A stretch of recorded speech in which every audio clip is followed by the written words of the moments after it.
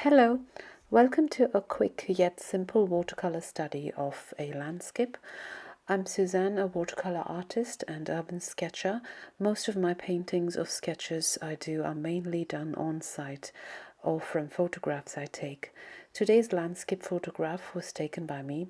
Photographers, please forgive me for my rather unprofessional photos. I'm still learning to take good pictures, and I use them as reference pictures for my paintings in a hope that I can make them look more interesting this way. Today I'm painting the beautiful Darenth Valley in Kent. I'm fairly new to landscapes, and this is purely an experimental piece. The best way to keep yourself satisfied with your studies is to keep them quite small and be open to experiments and mistakes. I believe that we have to get it wrong to learn something new from what we're doing. So let's start off with a quick pencil sketch. I don't really do a lot of details at this stage. I'm only placing the main elements where I like it to be in the painting, and it could be quite different from the reference picture when it comes to placing different elements on your painting, and it always depends on what your personal interests are and what you want to show in your painting.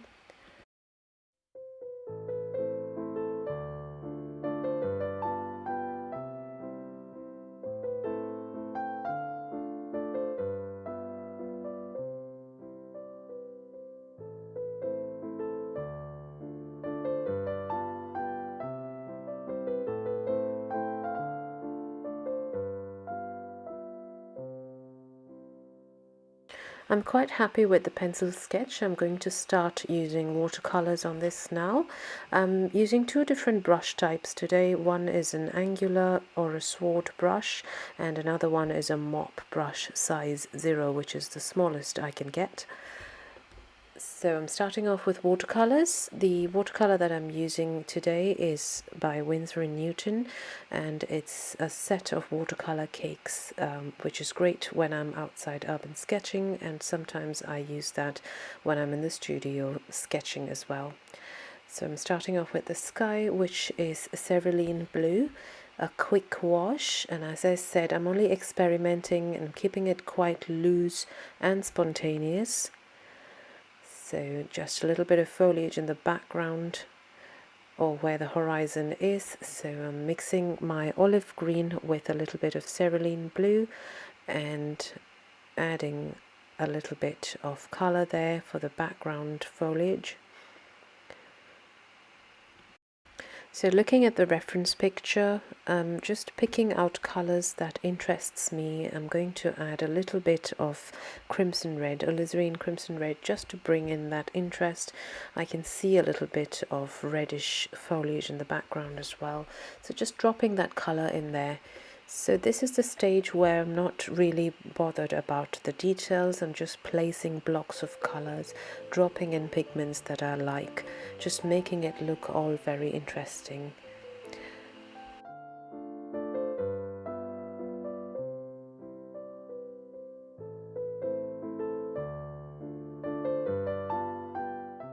While the background foliage is still quite wet, I'm going to drop in some deeper color for green as well, just so that I get that difference in value, giving depth to my painting simultaneously as I go along.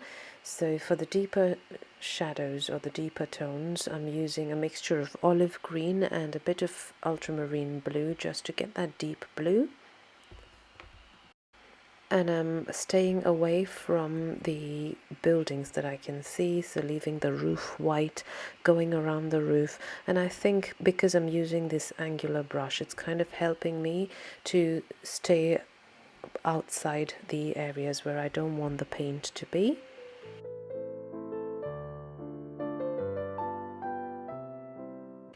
Now let's move to the foreground where there's a vast expanse of field. I'm using a little bit of green left over on my brush, more water so that I can have it very diluted and light. I'm going to introduce a little bit more olive green into this mixture. As I'm moving more towards the foreground, I'm going to add more fresh green a little bit more warmer tones, maybe a mixture of cadmium yellow as well, or a bit of cadmium orange to bring in some color.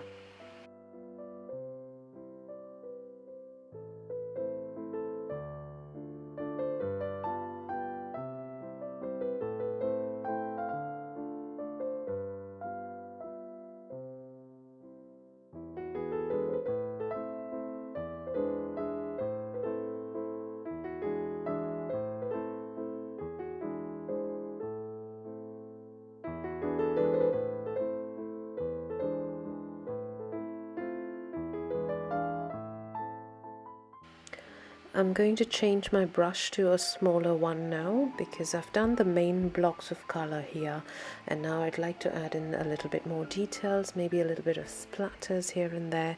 So I'm changing my brush to the mop brush size 0.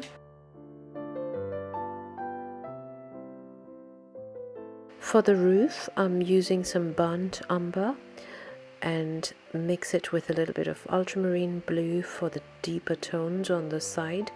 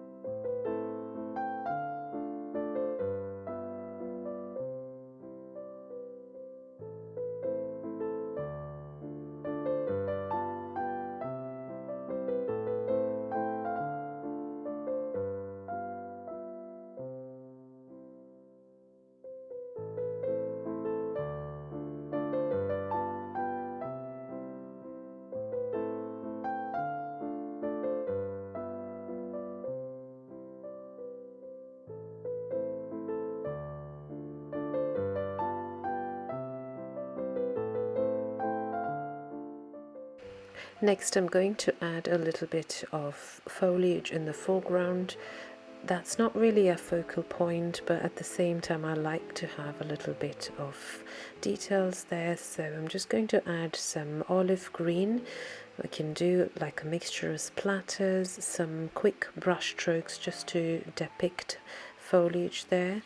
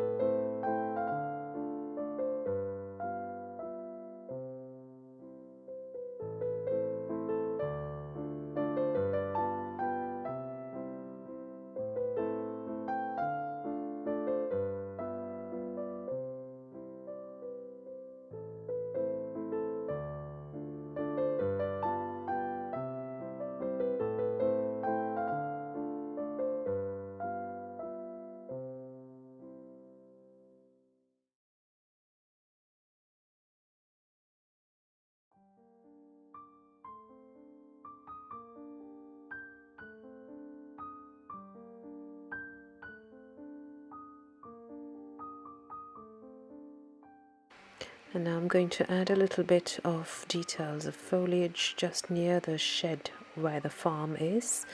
So I'm using a mixture of olive green and ultramarine blue for a deeper tone, and the background colors have dried now.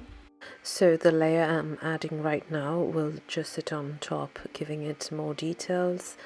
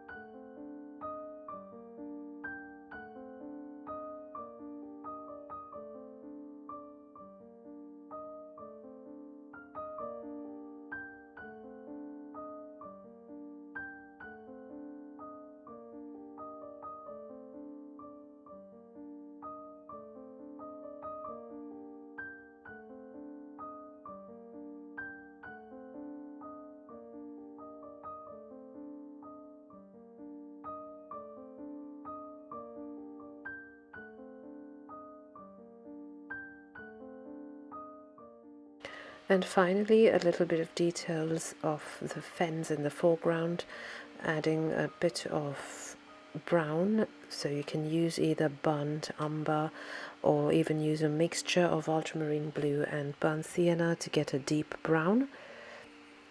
So I'm just adding a quick few lines just to depict or show the likeness of fence there. We're not really aiming for big details here, just to bring a likeness. As I said initially, I'm only experimenting a quick landscape, and I'd like to keep it really quick without a lot of details in there.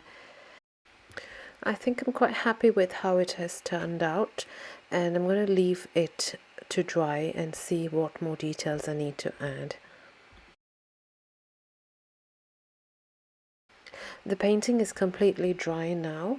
I can just leave it like this for a quick landscape just with watercolor, or as with any sketch that I like to add a little bit of lines. I'm going to try that on this one as well. So for this I'm using my calligraphic dip pen with sketch ink. And I'm using very minimal lines here just to enhance a few areas, especially the focal point, which is the farm. And I like to add a couple of windows. Maybe quick scribbles with my pen is the best way to do it.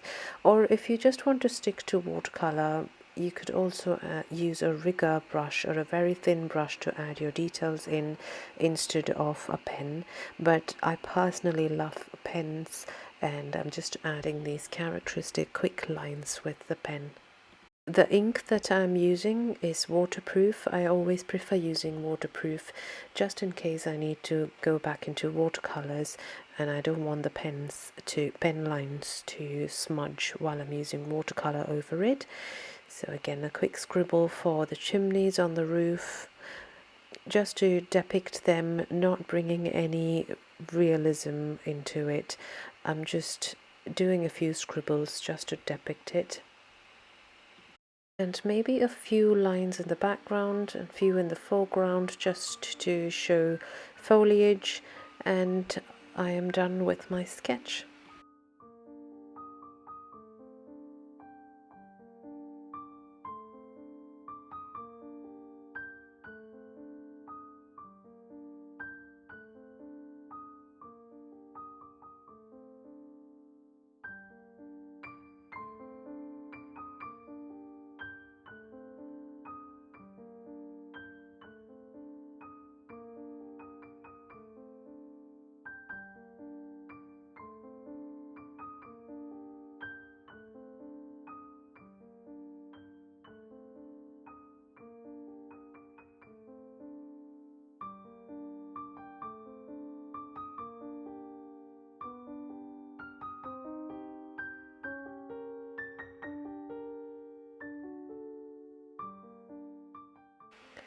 So my sketch is completely dry. It's completed now. I'm quite happy with how it has turned.